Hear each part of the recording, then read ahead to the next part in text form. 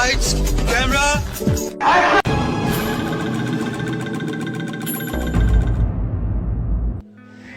नमस्कार दोस्तों, मैं विजय सैनी आप लोगों का हार्दिक स्वागत करता हूं।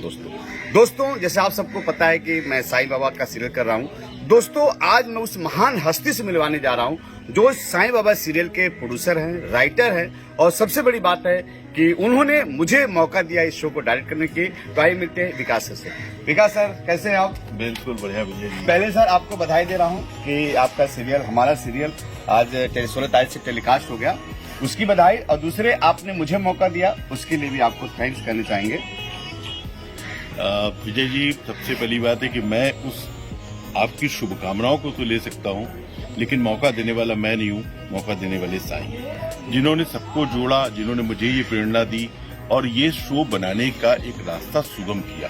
क्योंकि बाबा, जब आप बाबा के पास जाते तो आपको 24 घंटे ये महसूस होता है कि आपके सिर पर एक हाथ है और वो साईं बाबा का है। तो बाबा ने ये पूरा माहौल बनाया, पूरा जोड़ा।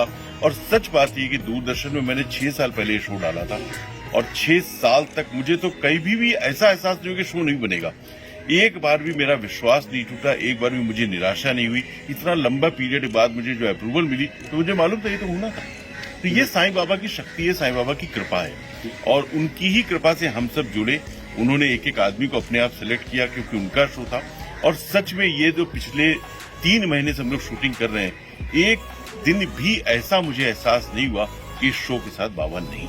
क्या बात है, बहुत बढ़िया सर। जैसे आप भी जानते हैं, हम भी जानते हैं, मैं अपने दर्शकों को आपके माध्यम से बताना चाहूंगा कि साईं बाबा पे कई सीरियल बने, अपने साईं बाबा के सीरियल में क्या डिफरेंट है? ओके, देखिए, ये हमने साईं बाबा को अब तक बहुत बार देखा। मेरी अपनी फिल्म है शिरडी के साईं बाबा, जिसको प्रेसिडेंट अवार्ड मिला। मैंने खुद साईं बाबा का शो जी टीवी पे और सोनी टीवी पे किया, साईं भक्तों की सच्ची कहानियां। मेरी खुद की बहुत सारी बुक्स लिखी हुई, साईं की आत्मकथा, साईं बाबा की कॉमिक बुक, साईं के ऊपर बहुत सारा कुछ लिखा मैंने। लेकिन ये पहली बार है जब हम बाबा के बचपन और बाबा की युवावस्था को देख रहे हैं। सच बात यह कि आज तक हमने जब भी सुधी दलवी जी को देखा, मुकुल नाग जी को देखा, आरिफ जकारिया को देखा, जैकी शराफ को देखा, जितने भी हमने साईं बाबा देखे सब सफेद दाढ़ी में ब्रेड साईं बाबा देखे। और वो चक्की चलाते हुए पहला शॉट होता है कि शिरडी में हैजा फैल गया है और बाबा ने चक्की में आटा पीसा और पूरी शिरडी के बॉर्डर पर डाल दिया और हैजा खत्म हो गया।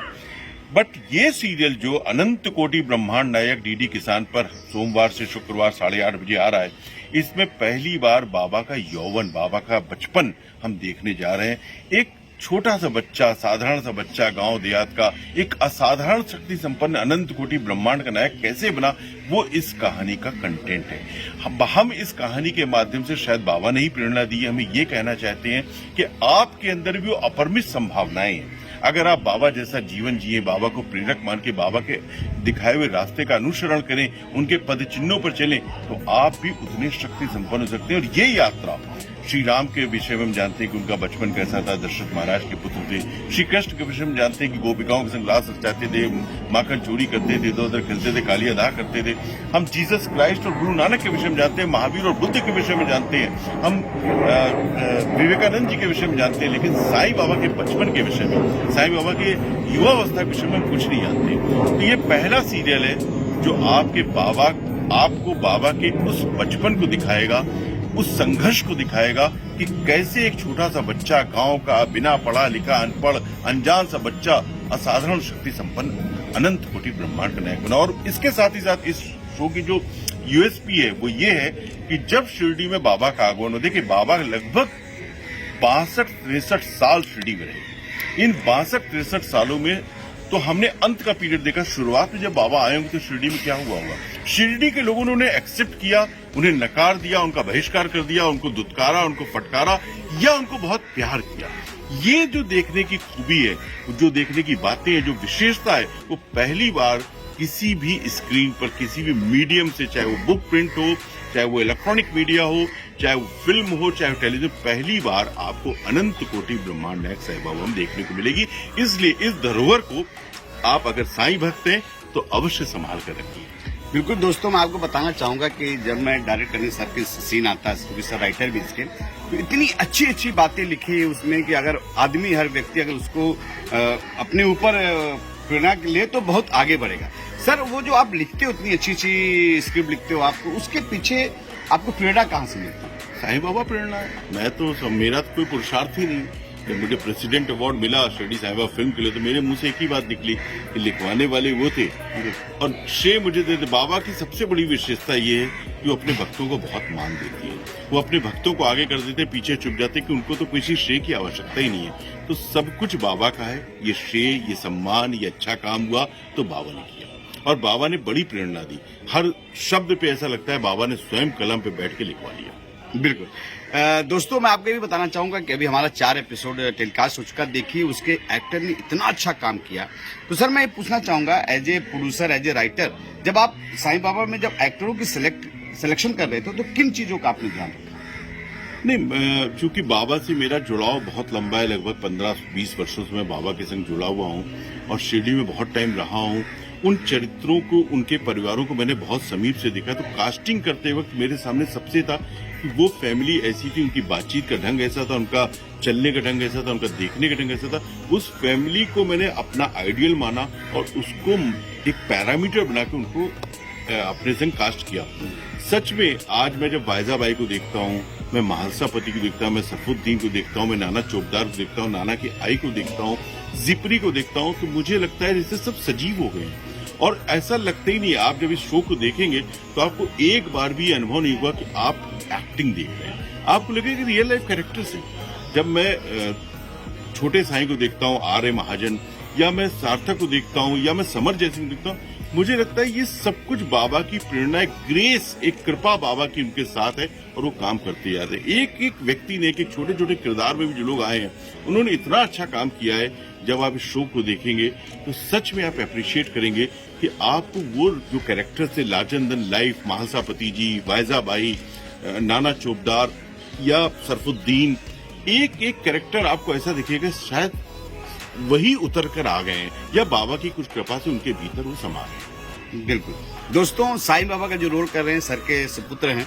सर सार्थक के बारे में जरा बताइए कि आप, एक आपका बेटा, आपका बच्चा जब साईं के रूप में आता है और वाकई में बहुत अच्छा काम कर रहा है, तो आपको कैसा फील हो रहा है?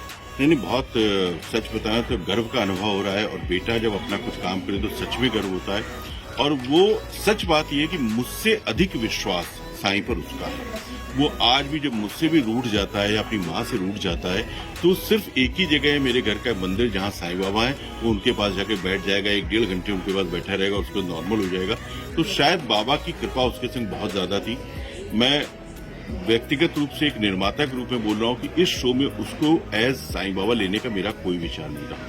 हम लोग एक फिल्म शूट कर रहे थे, उसमें एक डायलॉग था। वो डायलॉग थोड़ा अलग किस्म का था, फिल्मों में वैसे डायलॉग नहीं होते हैं। उस फिल्म का नाम है चल जीत ले ये जहां। तो बिल्कुल मॉडर्न फिल्म है, क्रिकेट के ऊपर है और अभी शूटिंग चली रही है उसकी। वो डायलॉग जब बोला तो मैं सेट पे बैठा था और मैंने जैसे ही डायलॉग बोला तो मैंने उसी समय डायलॉग के बाद कहा कि सार्थक तुमको साईं बाबा का रोल करना चाहिए। बोला पापा मैंने कहा हाँ तुम। बोला कैसे कह रहे हो? मैंने कहा डायलॉग तुझे बोला। अरे बोला एक डायलॉग से क्या होता है? मैंने कहा कोशिश करेंगे, बाबा की इच्छा हो तो हो जाएगा। और उसने सच में तपस्या की, मेहनत की। देखिए मैं एक बात जानता हूँ, बाबा एक बात कहते हैं, श्री कृष्ण एक बात कहते हैं, कर्मण्डे वाधिकारस्ते मा फलेषु कदाचन। कर्मा करो। उसने कर्म किया, उसने तपस्या की कर्म में। आप विश्वास नहीं मानेंगे, हम लोग पिछले कई महीनों से मुंबई के मड में शूटिंग कर रहे हैं। एक बहुत खूबसूरत बंगले जिसमें ये सब सेट लगा है, द्वारका माई, खंडोबा मंदिर, गांव बना हुआ है, सारी चीजें बाबा का गुरु स्थान है। वहीं पर एक कमरे में वो पिछले 3-4 महीने से रह रहा है। मैं खुद बॉम्बे में रहता हूँ, वो चाहे तो रोज कार से जा सकता है, ड्राइवर उसको लाके यहाँ रह सकता है। नहीं, उसने कहा मैं यहीं रहूंगा जिससे मुझे याद करने का समय मिलेगा। और इस तपस्या को मैं सच में आजकल के बच्चों में, आजकल के युवाओं में इस बात को बहुत कम देखता हूँ और इस बात की उसकी प्रशंसा करता हूँ। उसने सच में, विजय जी ने जिस तरीके से उससे काम करवाया है, जिस तरीके से उसको बताया और उसने उसको कैसे पिकअप किया, कैसे फॉलो किया, और वो जो स्क्रीन पे दिख रहा है, मुझे जो अभी तक लोगों के कमेंट्स आ रहे हैं, मैं अपने बेटे के बारे में बोलूं तो लगता है कि बहुत ज्यादा बोल रहे हैं, बट जो कमेंट्स आ रहे हैं, आज मेरे कम से कम 300 से ऊपर लोगों ने कमेंट किए हैं और सारे के सारे कमेंट्स सार्थक के ऊपर हैं। मतलब उससे बड़ी बड़ी उसकी जानने वाले लोग कह रहे हैं सिर्फ एक बार पैर छूने आना चाहती हूँ, पैर छूने आना चाहता हूँ। लोधी मंदिर से दिल्ली, लोधी रोड मंदिर है दिल्ली में, वहां से आज 14 लोगों के मैसेज मुझे मिले। उन सब ने एक ही बात कही कि सर आप जब भी नेक्स्ट टाइम दिल्ली आए तो सार्थक जी को लेकर आइए, मैं उनके पैर छू के आशीर्वाद लेना चाहता हूँ। तो वो बड़े लोग हैं और उन सबके अंदर अगर ये फीलिंग 4 एपिसोड देखने के बाद आ रही है तो सच में उसने अच्छा काम किया है और यही शायद उसका एक सबसे बड़ा प्रमाण पत्र है, सर्टिफिकेट है। बाकी इसका श्रेय सबसे अधिक किसी को है तो हमारे विजय सैनी जी को है, जिन्होंने सार्थक के संग पहले दिन से बहुत मेहनत की, एक पूरा डिजाइन किया उसके कैरेक्टर को, उसकी बॉडी लैंग्वेज को, उसकी आईज स्टाइल को, कैसे मूव करेगा, कैसे बोलेगा, एक ठहराव जो उसके डायलॉग में दिख रहा है, उसके लिए मैं विजय जी का बहुत बड़ा शुक्रगुजार हूँ। और शायद मैं कहता हूँ कि मैं शुक्रगुजार नहीं हूँ, मैं शुक्रगुजार अपने साईं बाबा को हूँ, जिन्होंने मुझे विजय जी से दोस्त से मिलवाया। Thank you sir. दोस्तों सही बात, वाकई में सार्थक जब परफॉर्म करता है तो अगर वो, मैं कभी संतुष्ट भी हो जाता हूँ और उसको लगता है कि नहीं कुछ थोड़ा सा सर और कर सकता हूँ, बिल्कुल करो, और वाकई में हमेशा लगा रहता है बेटर देने के लिए।